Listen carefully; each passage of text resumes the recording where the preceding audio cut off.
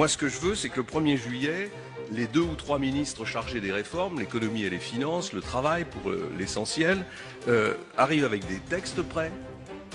et dans une forme de blitzkrieg, fassent passer devant le Parlement, en utilisant d'ailleurs tous les moyens que donne la Constitution de la Ve République, les ordonnances, les votes bloqués, le 49.3, tout ce qui est nécessaire, fassent passer en l'espace de 2 mois, sans interruption estivale, les 6 ou 7 réformes fondamentales qui vont changer le climat de l'économie et le climat du travail dans notre pays. C'est évidemment pour moi l'abrogation des 35 heures et la suppression de la durée légale du travail et le renvoi à la négociation dans les entreprises sans contrainte. C'est le nouveau code du travail,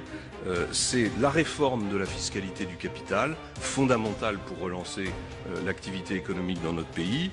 c'est la réforme de l'assurance chômage, c'est la réforme de l'apprentissage, et c'est les premières mesures d'économie sur le budget de l'État et sur le fonctionnement de l'État. Donc pour prolonger cette tension, moi je pense qu'il faut organiser un référendum en septembre qui permet de maintenir l'état de tension électorale dans le pays et donc de rendre très très difficile la contestation sociale pendant cette période autour de 2 ou 3 idées fortes et qui, à mon sens, ne font pas courir trop de risques au président de la République élu et à sa majorité. Ce référendum pourrait tourner d'abord autour d'une question fondamentale. Est-ce que vous êtes d'accord pour qu'on inscrive dans la Constitution le principe d'égalité des régimes sociaux entre le public et le privé?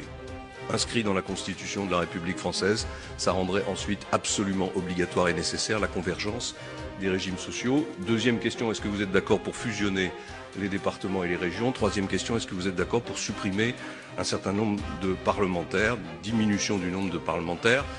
Ça peut paraître un peu démagogique, ça peut paraître un peu comme la cerise sur le gâteau ou la crème chantilly pour être certain que le référendum soit voté, mais je pense qu'en plus ça peut conduire à la modernisation du fonctionnement du Parlement. Voilà, si on fait tout ça, on crée un choc